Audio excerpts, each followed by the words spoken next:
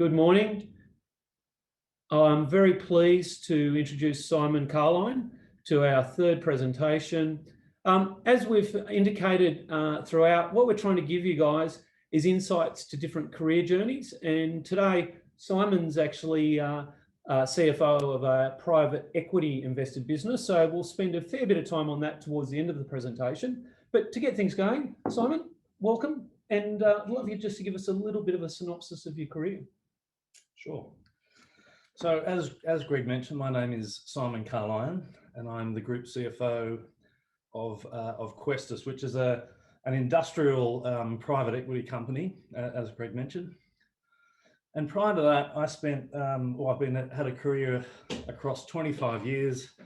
I started probably like most people in a Big Four environment. So I started at KPMG. I spent 7 years in the audit profession, and I was focused very much on the real estate industry in my time there, and then fortunately got the opportunity to travel to Chicago, where I spent the last 3 years at KPMG Chicago, predominantly looking after Jones Lang LaSalle, which was their major audit client there.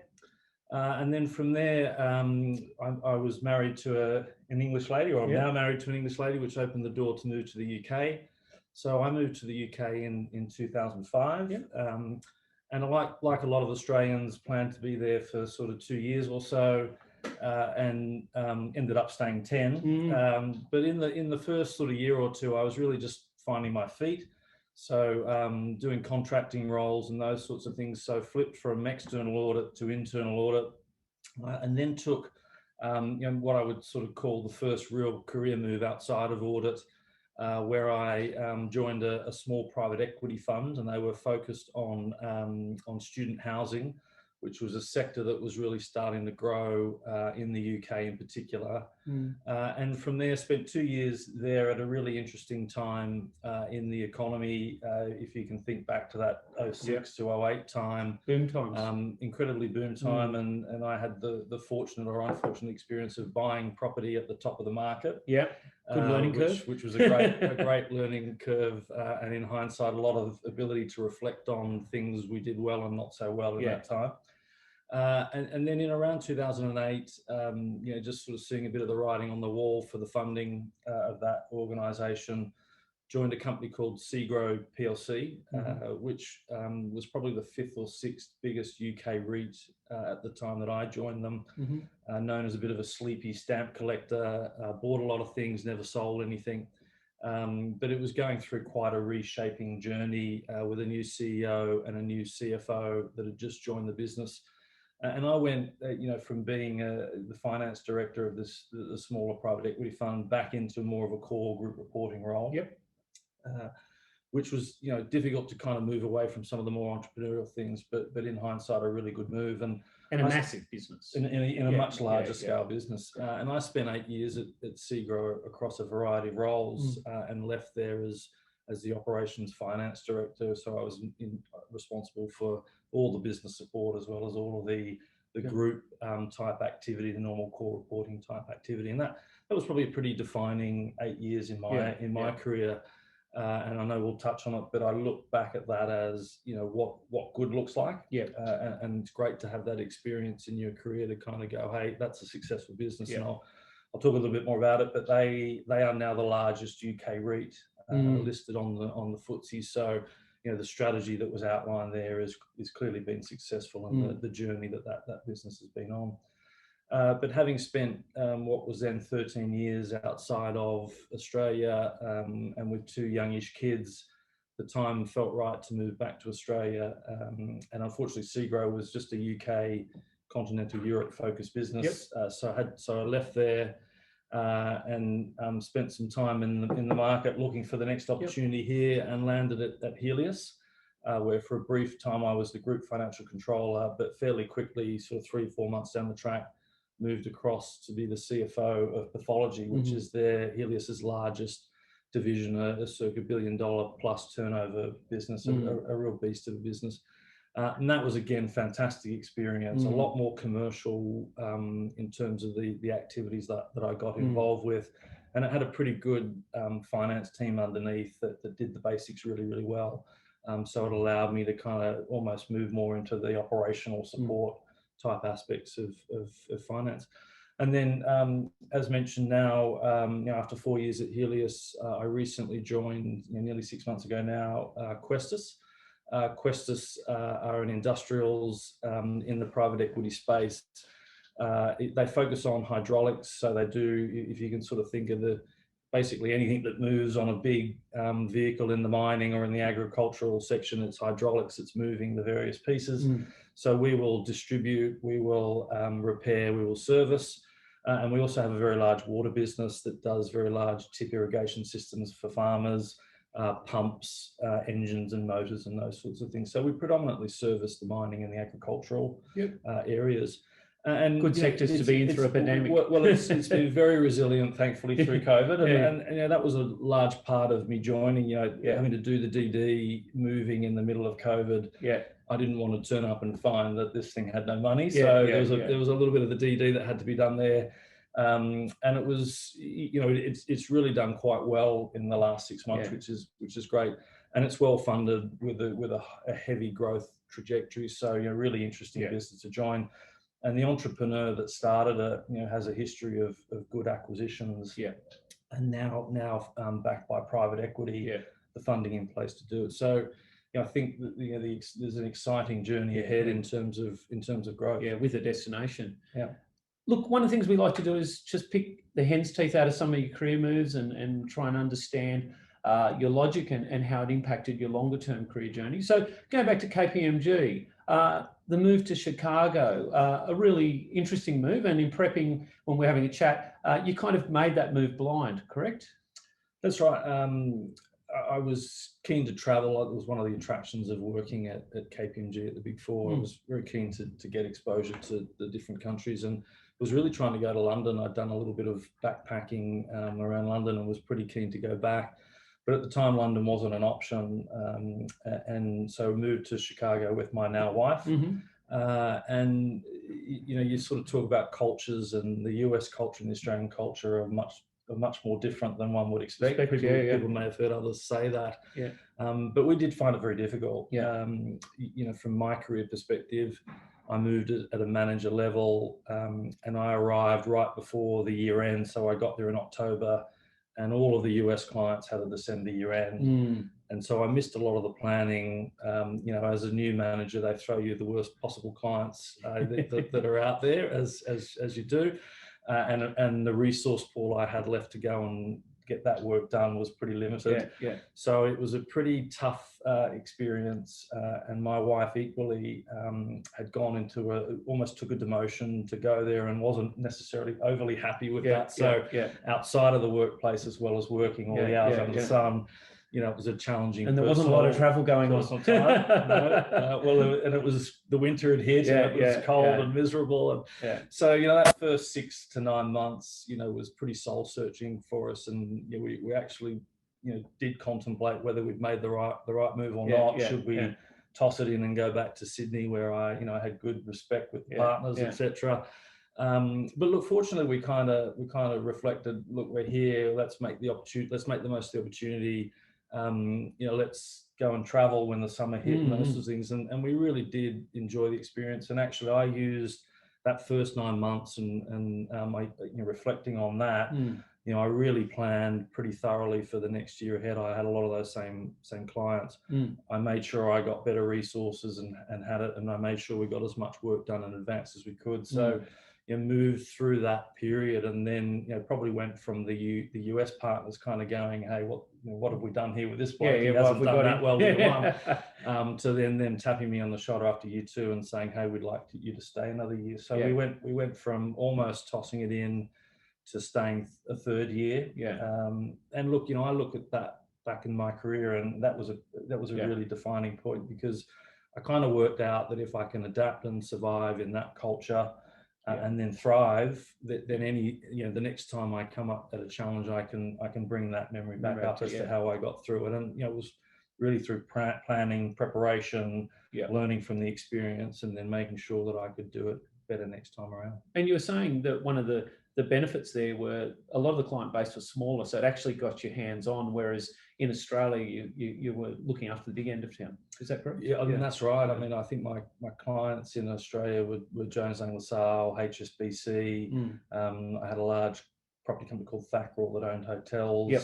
You know, I was at the listed end of town, and then I came in, and other than Jones Lang, it was all unlisted, small private equity, and you ended up you were actually preparing the financial statements for them. So it was much more smaller, you know, mid-tier type work than it was the high end.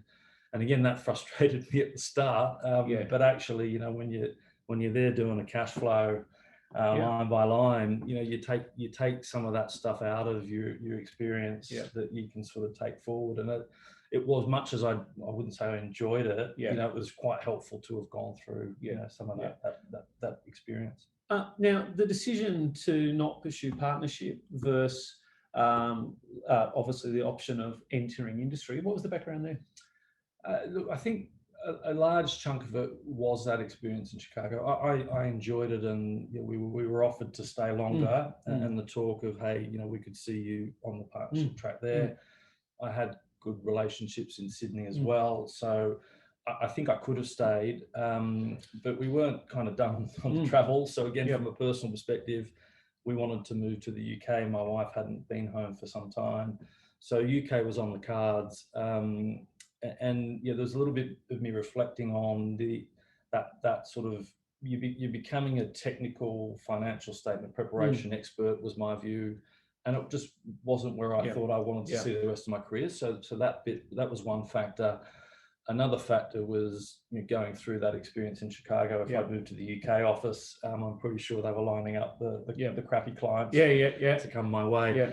And look, honestly, when because I knew some of the partners through Jones Lang, because it was a global, you know, the reception was kind of, look, we'll take you if we have to. But they had a glut of people at my level, I think, and they just kind of felt it was just another person they'd have to manage up through the pyramid. So that kind of made the decision for me when the reception was a bit lukewarm, and it was just the right time for me to go and branch out and try something different. So you land in London. You decide to contract for a period of time, but one of the contracts is really interesting because you went into internal audit. Was that decision intentional?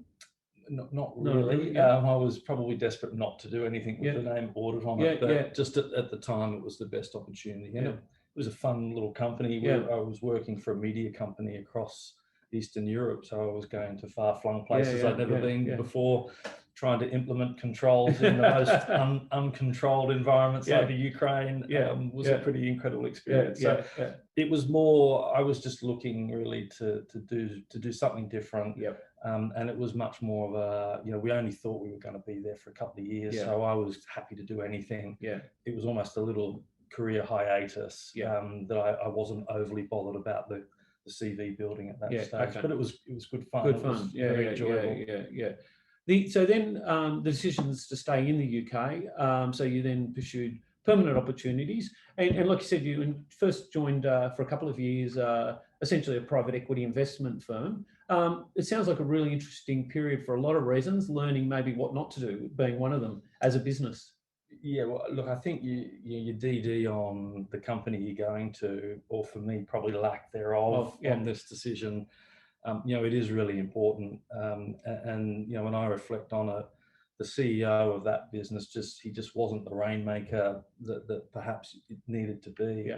And we were, you know, it's hard to describe if you weren't there, the mindset that was going on around 2006 to 2008. It was almost like nothing could go wrong. Get your money deployed. There's a wall of money coming. It's just going to keep bidding things up. And so I was trying to model student housing, where we were in effect buying at 5 to 6% yields. And mind you, other property was in the 3 to 4 range. And because it was student housing that was new build, you know, we weren't going to get occupancy day one. So we had to build up over 3 years. You know, we weren't actually able to cover the interest payments with the rent, right? So we're trying to go and attract investors. We're trying to attract banks to fund us. There's so much risk all over it. And it was a difficult dynamic for me. The investors wanted to put as little equity in as possible. So it was a really challenging time, and in hindsight, as we now know, we're buying at the top of the market, and then it all went bang. Yeah. In 2008, and I'd left just before it really hit hard. But look, it was a good lesson for me in terms of, if you're going particularly into that private space, but for any company, really understanding who you're going with, really understanding the background and the dynamic, and really, if I wish I'd maybe been a bit more experienced. I knew what I was looking at didn't feel great and was highly risky, and I conveyed that, but I probably didn't have enough of the grey hairs to kind of be taken seriously enough at that stage of my career. So, but it's a good one to reflect on. It's something I reflected on when I moved back into private equity this time around. Is I want to be really clear on who I'm getting into bed with. And I think an interesting point there is you can't really change the DNA of the culture of a business, can you? If they're growth for growth's sake, it doesn't matter what supporting analysis you give them and how much you push. Generally speaking, you can't change the direction. Particularly, I mean, you called it private equity, but really it was a group of private investors. And for them, they were dictating how much they wanted to put in, how high we could gear it, and it was very difficult to change their mindset. And even over time, if I'd have still been there, the advice would have been, put in more equity to cover the valuation downfall. It will come back. And my understanding is they lost one of the properties as a result of that. But they just had to be mature enough to ride the cycle out. Easy to say, but they didn't do that. It's certainly in one instance. Then you enter a really interesting period of your career. Did you do which was joining Segro, and we'll talk a little bit more about what the business does. But in terms of your decision to go to that business, how good was your due diligence in terms of that career opportunity? Look, it was probably better, but I would still say, even at that stage of my career, it was probably more about the role and a bit of a flight to safety. I could see the writing on the wall. And I wanted to get back into a listed company that I thought was a pretty safe bet. So, it ticked a lot of the boxes. I did a lot more DD, and I felt a lot more comfortable, but, I probably still didn't respect how big a deal culture and the history of the company and those sorts of things was. But I probably got lucky in that respect. It was more around, hey, I can see the writing on the wall for this private equity company that I'm in. So it's a bit of a flight to safety, quite frankly. Tell us a bit about the business, Segro. So look, a really fascinating business. If anyone's ever watched The Office, so the Slough estate, which is where the office is set. So Segro owned the Slough trading estate. It was a beast. It was over £1 billion of value of assets. It's a huge industrial estate, the largest singly owned industrial estate in Europe. So that was the foundation of the company. And it was, whilst it had been listed for a long time, it had been a family-run business with the same member of the family in the CEO/chairman seat, pretty much until 2 or 3 years before I joined, where they had their first independent, shall we say, CEO appointed, and then he brought in the CFO, who ended up being quite a big mentor in my career. And I came in, as I said, in the group reporting role. So again, I'd come back a little bit from some of the more entrepreneurial stuff. I was doing debt deals and acquisition deals in the previous role, and I came back more into that core reporting role.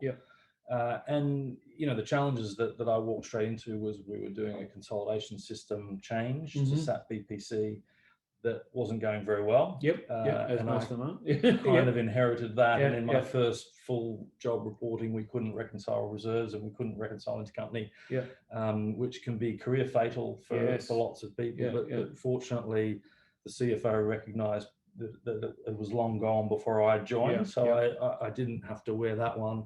But I certainly had to deal with that issue, which we did successfully sort it out in the next 6 months when we had to report at the year end. And that was, again, within sort of 12 months of joining, able to kind of demonstrate that I could grab hold of it. I'd never really run a group reporting function before. I've been on the other side as an auditor at a reasonably experienced level, but I'd never processed a journal in my life. And I inherited a team that was pretty stale. They only ever closed balance sheet twice a year. They did P&L quarterly reporting. Everything took them forever. So there was a lot of change of the service delivery we needed to do, and there was dealing with the issue of the consolidation system. And in the second 12 months, I pretty much 100% changed that team. Yeah. And fortunately, really recruited well, brought in some really good people with great experience, and that was sort of the foundation of being able to then leap from barely being able to report in a month's time to being able to do it in 3 working days. Yeah. And that's a really interesting experience, because I do see one of the big challenges for leadership in finance is people, I guess, potentially procrastinating about making changes to the team that they've inherited. And generally, when you're entering a business with a lot of problems, some of them are based around system, but others are people-centric. In terms of your approach now, a lot of learnings there. Are you pretty quick to change teams? How do you assess them? How do you go about it? Look, you've got to be careful. And I didn't, I got a bit of a hurry up from the CFO. Yep. Okay. And part of the change was we were moving to London, and I'd kind of said to him, I'm not doing it twice, right? Yeah. I don't want to recruit a team in Slough and then lose them again going to London. So that also made him make the call that we were moving to London, and then we were off. But it's a combination, people, process, systems. So no one thing is going to fix all your problems. The system, the problem with the system was we tried to build a general ledger system and a consolidation system, and it just was too much info. So we leaned all that up. And as we did that, we really addressed our process issues. So we wanted to automate and do things in a way, so being able to put foreign currency rates in and stuff like that. Don't want to go into too much detail. But that kind of stuff, right? So it wasn't just that we fixed the system. We also looked at underlying processes. And we also said, hey, I've got to do it by working day 3. Right. And if someone would say why we couldn't, we just kept challenging and thinking of a way to do it. So we had some mantras like that. And the people change happened, in parallel. Almost at the same time. And that team, we went, if I talk a little bit about the dynamics, so in 2008, then my flight to safety in 2009, everyone had to go and recapitalize rights issues in the UK for the property industry. And we were the 5th property company to get a rights issue away. And I think the share price was something like £3, say, when I joined. And by the time we got the rights issue away, it went at 18 pence. So that was the dynamic of what was going on. So it was survival. And so it was survival. And we were going to breach our debt covenants, our bond covenants, the lot, right, if we didn't recapitalize. So the stakes were high. So we got that away, and that was, this is at the time when I've just changed my team. We've just done the first reporting. We're then rolling into supporting the prospectus to do the rights issue. And then within 6 months of that, the 6th biggest company called Brixton failed to get away their rights issue. Their relationship with the market wasn't great, and the market repaid that favour in terms of not supporting a rights issue. And we bought that company. So we went from just surviving to thriving, buying that company, integrating it. And that was the start of the strategy that really set the foundation for SEGRO for the next 7 or 8 years. So the group CFO that I was working for then became the group CEO. And he put a strategy out that focused just purely on industrial and logistics space. So he sold a lot of the retail, he sold all the office. He copped a bit of flack from that because some of that office was on the Slough trading estate and it had never been separated before.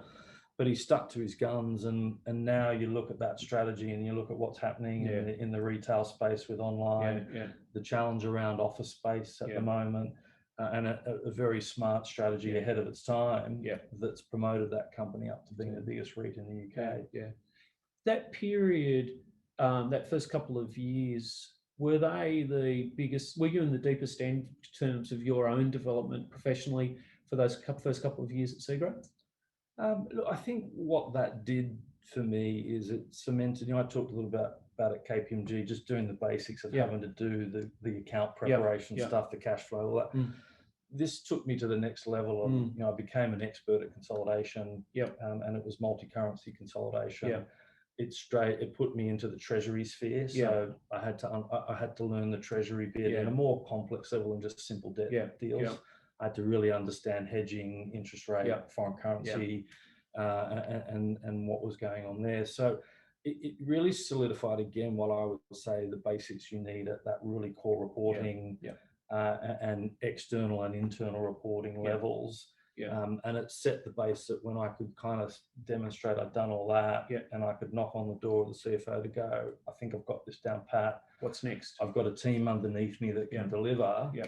You know, I'm ready now to kind of get into the more commercial aspects again. And from a career management point of view, you say knock on the door of the CFO. Do you push opportunity for yourself? Like, would you get to a point in the type of benchmark yourself and go, hey, well, I've got this in control. I can either sit here or I can knock on the door. Are you pretty proactive throughout your career? Is that a good example? And look, some of it's luck. If I'm really honest, some of it is you're in the right place at the right time. And that's you know, there were times in SEGRO where I contemplated leaving, and you know, in hindsight, glad I didn't, because opportunities do present themselves. I mean, you've got to be in the right organisation.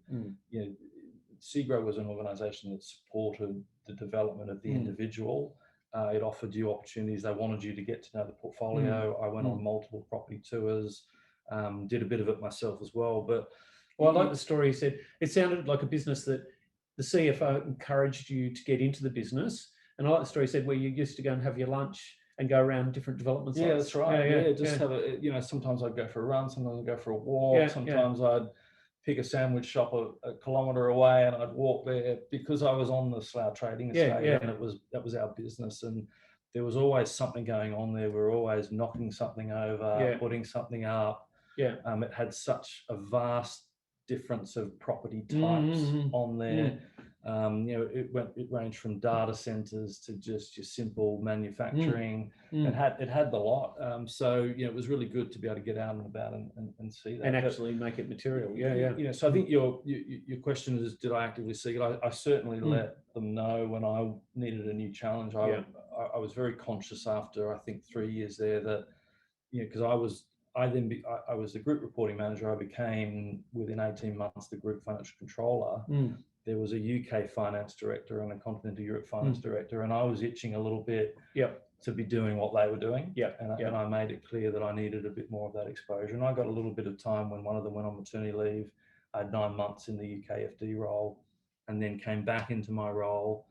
And the CFO is great because he goes, look, like he called it the genie's out of the bottle. You know, once you've sort of seen what it's like there, putting you back into that role, you're kind of going to get itchy feet. So he recognised that.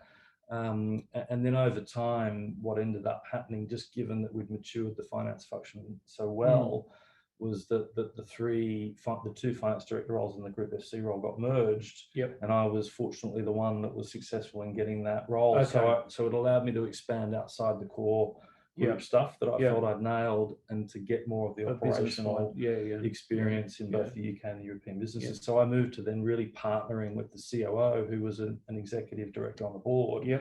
And that was my first real kind of one-on-one business partnering role. Type role. And for that role, I mean, just to give us a bit of a feel, what kind of challenges did you face as you stepped into that business partnering role?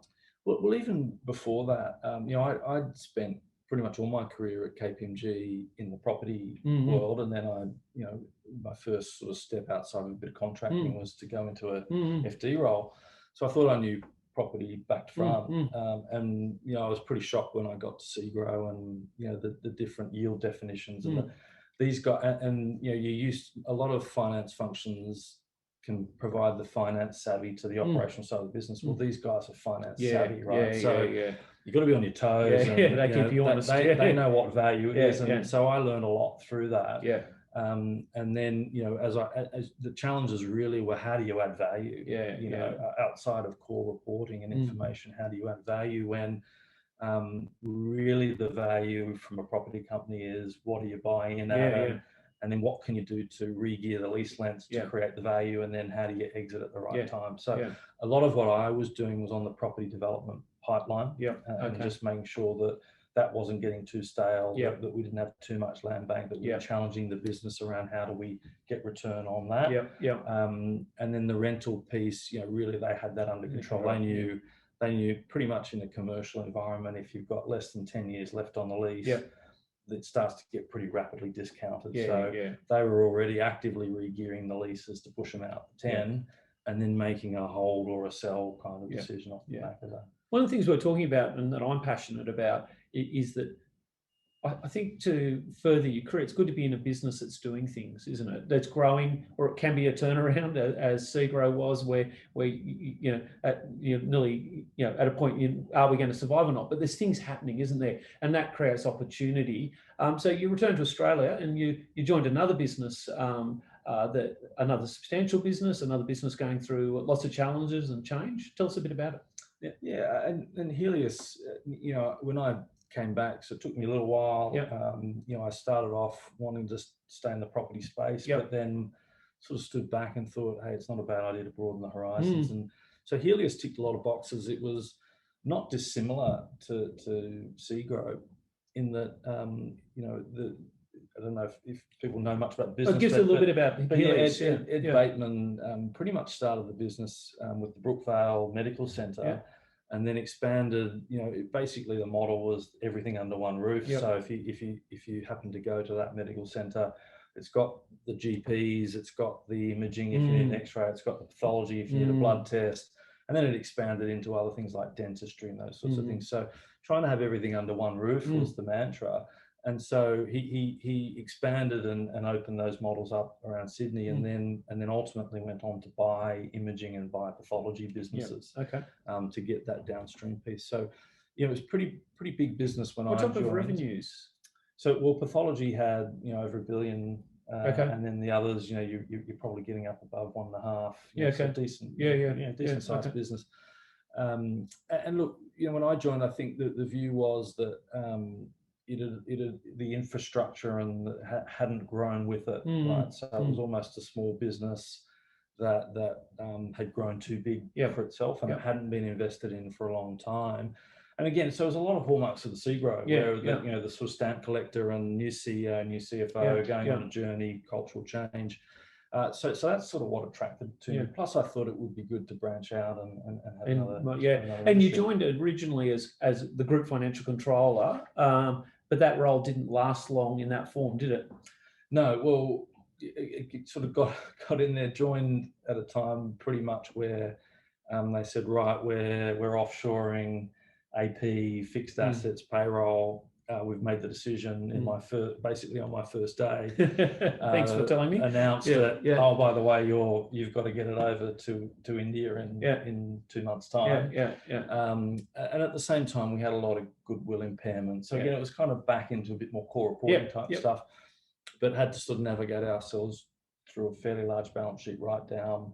So I got really good exposure early to the board around those issues. So sort of 3 months in, and equally sort of getting to grips around the treasury side of things as well. But 3 months in, the opportunity to move into the CFO pathology role came about.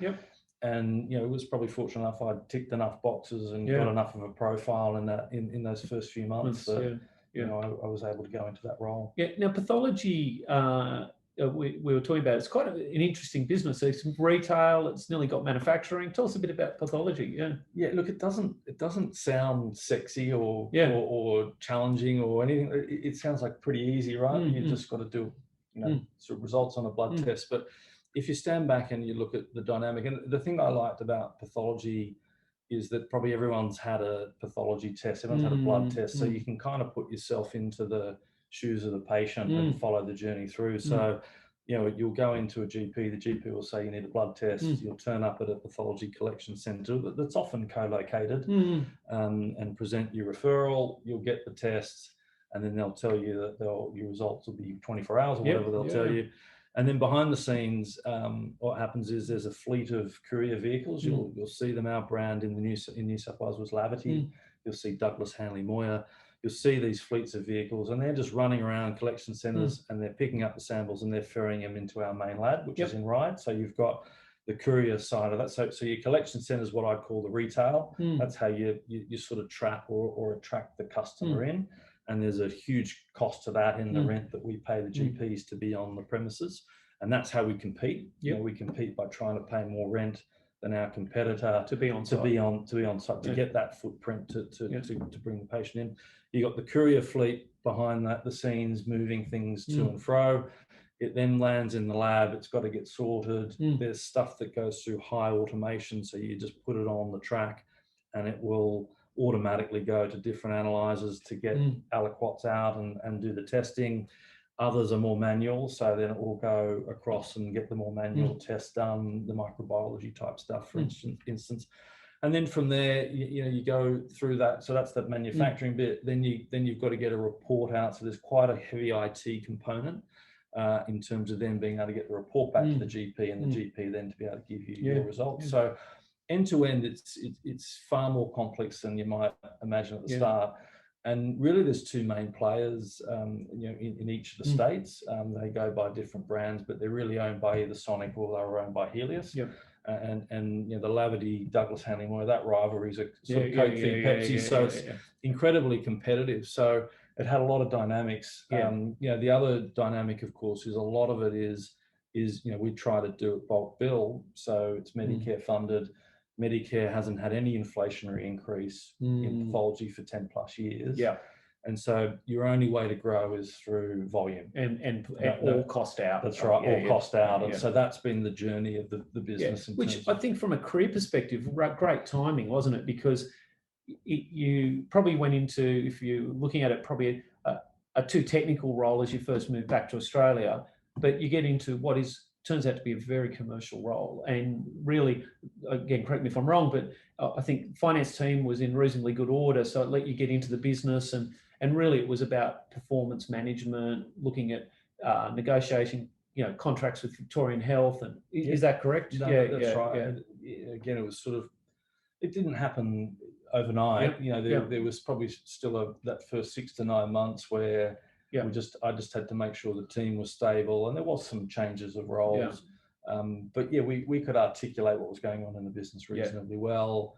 It was well controlled. We knew the results were accurate, and etc. So pretty quickly I was able to go, okay, and procurement fell within my remit. So I dived pretty heavily into that. We had a very large procurement exercise to replace a lot of that automation in the lab that I talked about. So I got very involved in negotiating that deal, and that was a $100 to $200 million kind of size contract value. So invested a lot of time in that, and that gives you an understanding of the business at a completely different level. And then, as you mentioned, it was also sort of front and center. We did a lot of public hospital contracts in Victoria, and they were losing money. The rate had been in place for 10 years.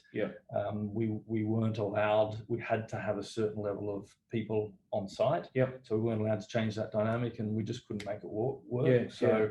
They were well done negotiations. They were receptive on both sides, but the message was pretty clear. We can't keep doing this at that price. So it was very interesting to get involved in those kind of activities. And the CEO you were reporting to, what was the development of the partnering relationship with them?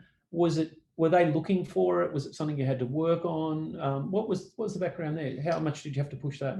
And again, very fortunate. The CEO that I predominantly worked for, very receptive to it. And in fact, so he'd come up, he'd started in the Queensland business. He'd been within the pathology industry and within the company for 20 plus years. Started in Queensland business. He was the CEO of the Lavity business when I joined, and then became the CEO of all pathology. Actually, sort of 4 months after I'd started. But we didn't really have a traditional executive team. And at one stage, because the CEO left almost as I joined, there was myself and one other guy that was pretty much the whole executive. Who was the COO. So it was quite a challenging piece, and interesting that within 2 or 3 months, I'm suddenly running the monthly meetings. Not knowing a hell of a lot about pathology at that time, but you sort of wing it and make it work. But when he came in, he recognised that we did need a centre platform. They've been run, the 4 big state businesses have been run as independent businesses, which is great for the autonomy, but hard to get efficiencies out of, and hard to get consistency. And he started, he layered on by bringing in, a medical director. He brought in a head of HR. He brought in a central business development team. And so that was great working with him in forming that structure and that team. And yeah, he was very keen for me to get involved on the commercial negotiations. He was very keen for me to keep developing the information provision. So he was very receptive to that. And what about strategic planning? It doesn't sound like there would have been necessarily a lot of it going on prior to him moving into that role and building a proper executive. Were you part of building a strategic framework for the group or for the division? Sorry. Yeah, I mean, it was very strategic. You know, the sort of old mindset a little bit is, you know, if you build it, they will come. Yeah. So, you know, just keep expanding your infrastructure and the patient will come in and revenue will look after itself. So there wasn't a lot of strategy around revenue development. There was better focus on the cost out side of things and the efficiency side of things. But some of the more challenging industry issues around the fact that the rent we're paying to the GPs just going up and up and up to the point where it was going to become uneconomical. Yeah, they're tough strategic issues and difficult to do on your own. And so we started to engage more with the lobbying group, the Pathology Australia, which in the past we'd shunned and not been involved with. So we joined that industry group and tried to have a better presence, and we got much more focused on government engagement.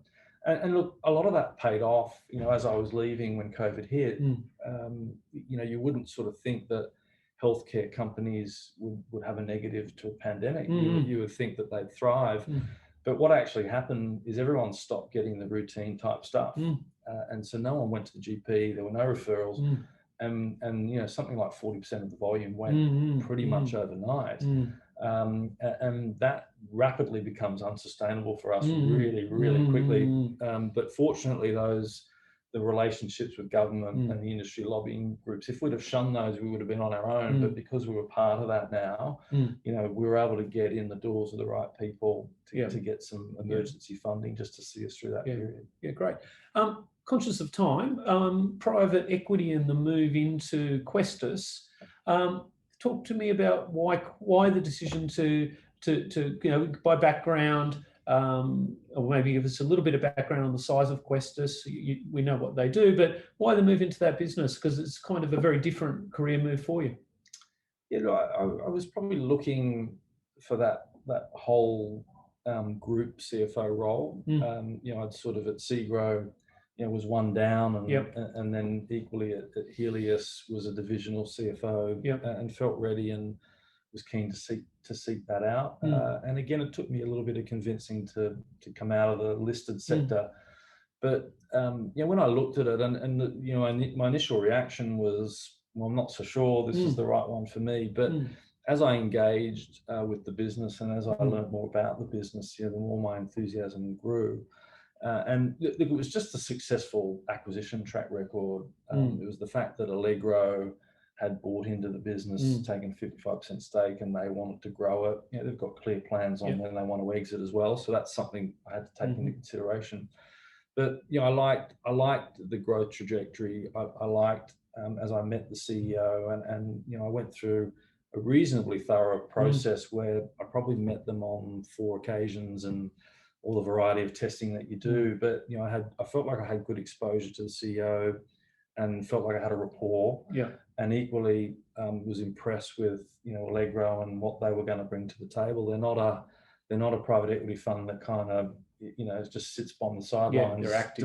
Demanding that they're just getting a return. They are in there helping you manage the business and giving you the benefit of the wealth of experience that they've got across multiple industries. So you know, look, it's early days. I've only been there just under 6 months.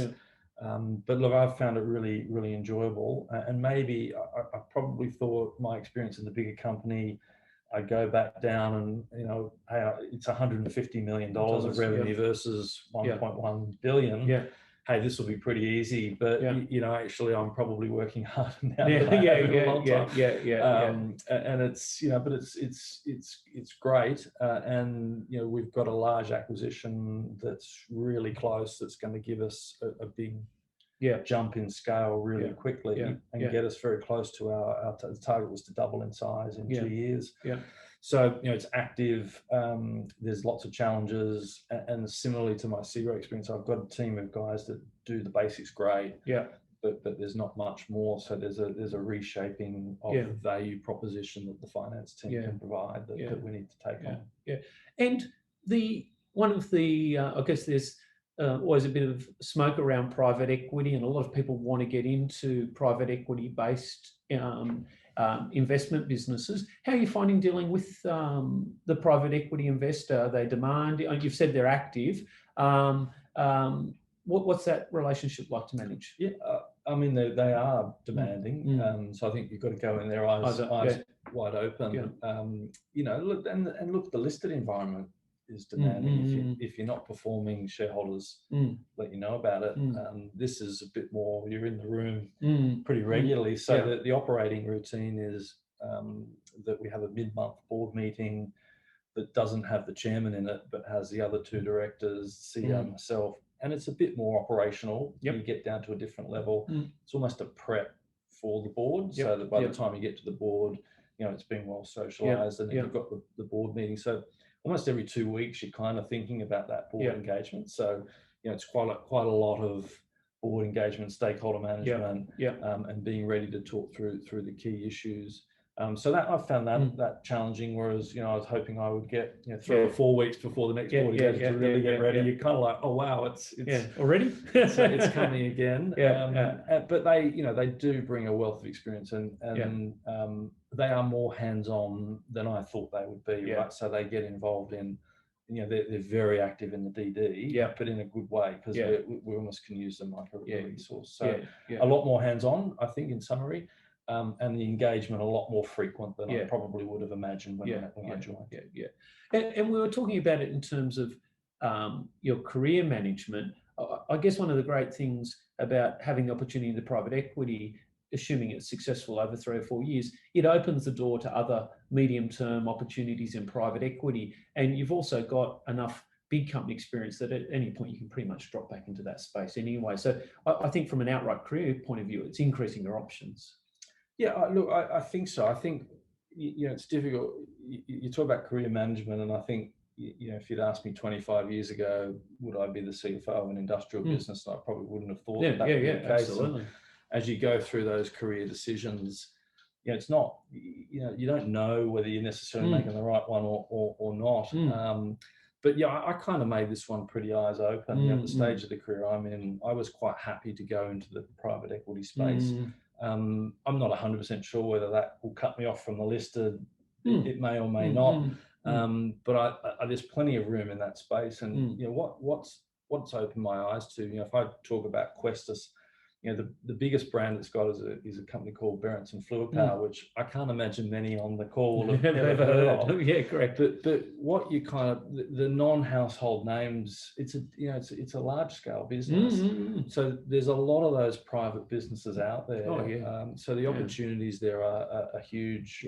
And again, sometimes you lose sight of what's out there. So for me, I think I've enjoyed it so far, and I think from a career perspective, that whole encompassing group CFO role will be really good. And I think one of the things you've got to manage when you're looking at, because there's a lot of businesses in that, let's say 100 million through to 400 million level that are great businesses and doing stuff, but they need good balance sheet and they need management that have an appetite to do things, don't they?